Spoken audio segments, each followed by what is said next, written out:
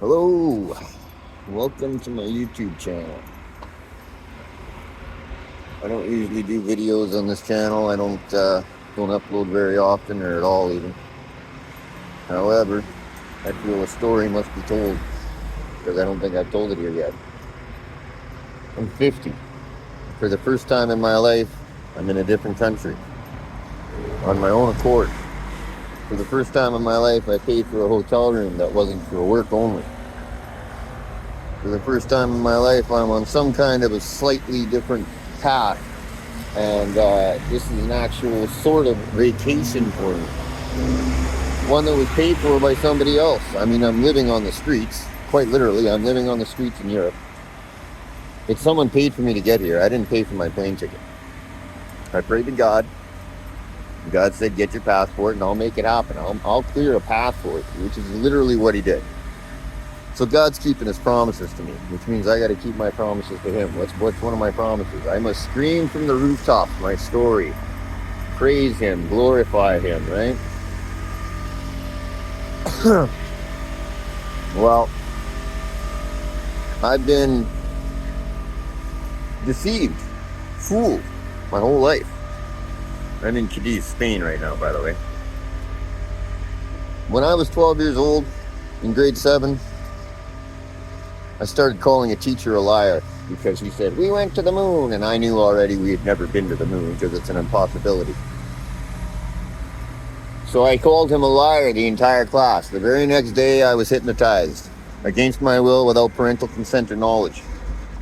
Hypnotized in such a way that they destroyed my entire life. They made me a junkie, they made me a dropout, they made me a womanizer. Quite literally destroyed my entire life. I started waking up to these things at 50. Coming out of that was an extreme trauma. Took 8 months of really praying, really trying to recognize what had been done and to live through it, to deal with it, to accept it, to forgive these people. Now here's the simple fact of the matter is I will never receive justice for what was done. I have made phone calls to the Alberta Minister of Justice, the Alberta Minister of Child Protection, the Alberta Minister of Education. 3 phone calls to each one of them. Left my phone number, called during business hours. Not once was the phone even picked up. Not once was one of these messages received or retrieved. Not once was I called back. Who doesn't call people back? The guilty, that's who. So in other words, my story is well known to many people. Many people in high places. Which means that in other words, nobody gives a shit back in Alberta. So when somebody paid for a ticket to me to get for me to get out of Canada, to get away from the Masonic ruling of Medicine Hat Alberta, I jumped at the chance. I've quite literally had doctors tell me, and my mother, your son will never get the help in Medicine Hat that he requires nor deserves ever. That was Dr. George Thorogood of Medicine Hat, Alberta. His office is on 13th Ave, Southeast, right across from the co-op. I don't care, I'm naming names. Mr. Rick Carrier was the teacher that I called a liar back in Parkside School in Redcliffe, Alberta. The principal was Jim Serena, another one who sanctioned it. I remember him coming into the room when I was being hypnotized. I quite literally remember the suggestions they left in my head. Things like, tomorrow doesn't matter to you. That way, tomorrow doesn't matter to you, therefore you will never prepare for it, nor will you care. How many people have you ever asked in their lifetime, what do you want to be when you grow up? And they never had an answer. Nor did they not have an answer, but they didn't fucking care about it. This is the kind of things they left in my head. Suggestions that totally destroyed the entirety of my life. I'm 50. You know what career I have? A class 1, because I begged, scrimped, and cried and pleaded to try and get one. Finally, one was handed to me at the age of 27. My little brother got his at 19. Because as we know, if one is put down, the other one is lifted. My brother had a horseshoe up his ass, essentially, because everything he wanted or asked for was handed to him.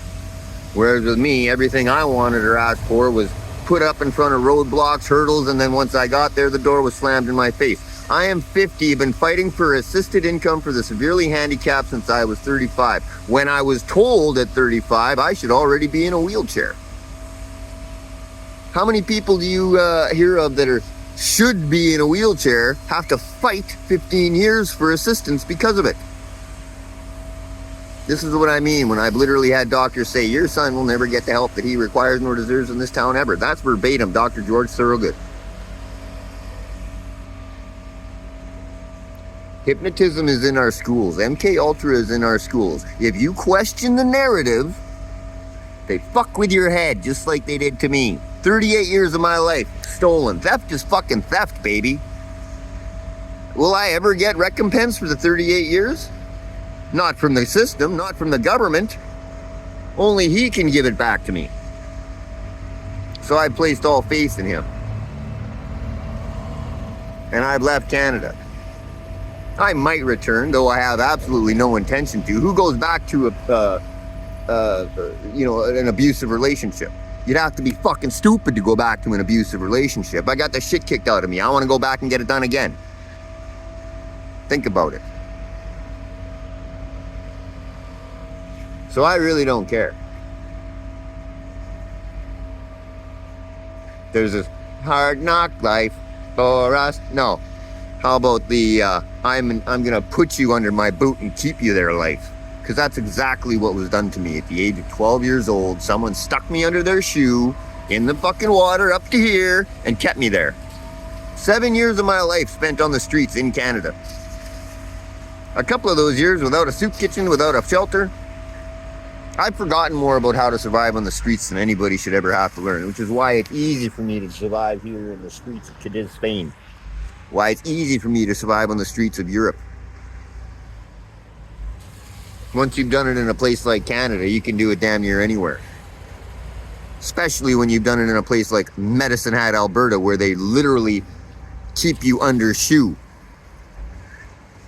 Like, it didn't matter what I wanted to do. There was always somebody telling me fucking no. When the next person in line who had less rights or less ability or less whatever, always got it handed to them. Or more rights, more whatever. I've literally seen people that just didn't want to work, who, wanted to be drug dealers and were lazy, have ace handed to them. And then there's people like me who desperately deserve it, should never have had to enter the workforce at all, who it's totally denied. Denied. Not only that was it denied, but my paperwork was magically disappeared twice.